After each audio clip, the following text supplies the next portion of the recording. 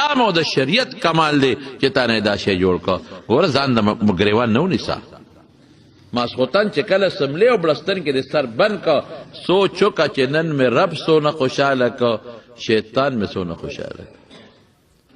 زما حقیقی خالق خو الله دی، زما مالک خو الله دی، ما سره خو احسان الله کوي. احسان فراموش او که شکر گزار یم.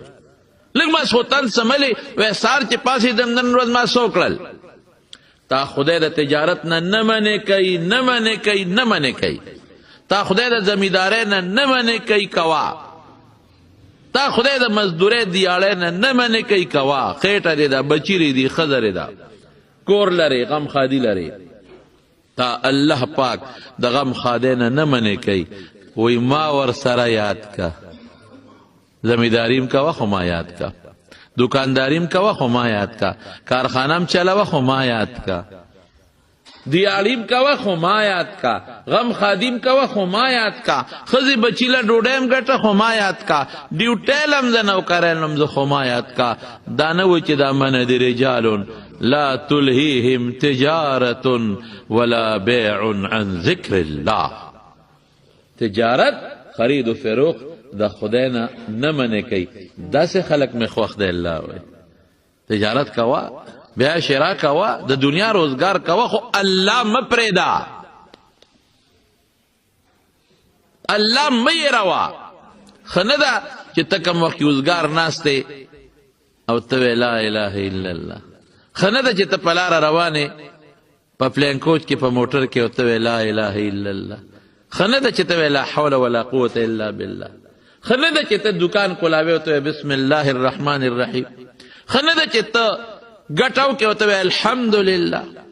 ښه نه ده چې ته کور ته ننوځې او په ښځه دې نظر ولګي او ته الحمدلله.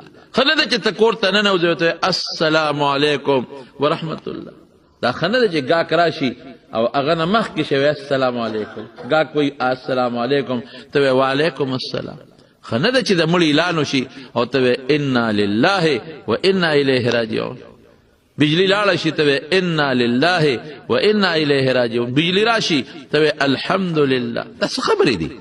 دا پوټینې خبرې دي. خوله نه ستړې کېږي، ژبه نه ستړې کېږي، پیسې پرې نه ځي او الله پرې څونه اجرونه درکوي. پټي پټي سیز باندې اجر، پټي پټي سیز باندې ثواب.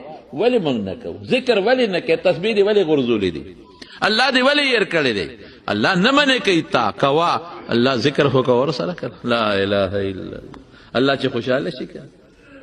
درود شریف ورسره وایه که نه چې رسول الله مبارک ته ورسېږي او هلته ورته فرشتې وایي چې نن فلانکي د فلانکي دوی په تا دومره درود شریف ویلی دي. نو د پیغمبر به څونه خوشحاله. ولې نه خوشحاله خپل رسول؟ ولې الله نه خوشحاله؟ الله څه وایي؟ ان الله وملائکته یصلون علی النبی یا ایها الذین آمنوا صلوا علیه وسلموا تسلیما. نو ولې درود پرې نه وایي؟ الله وایي زه وایم. د الله درود څه دی؟ فرشتو کې عزت ذکر کوي، فرشتو کې نوم اوچتوي. د فرشتو درود سره دعاګانې وله کوي. نو ته ولې نه کوې د خدای بنده؟ الله وایي زه کوم، زما فرشتې کوي. بیا ته ولې نه کوې د الله بنده؟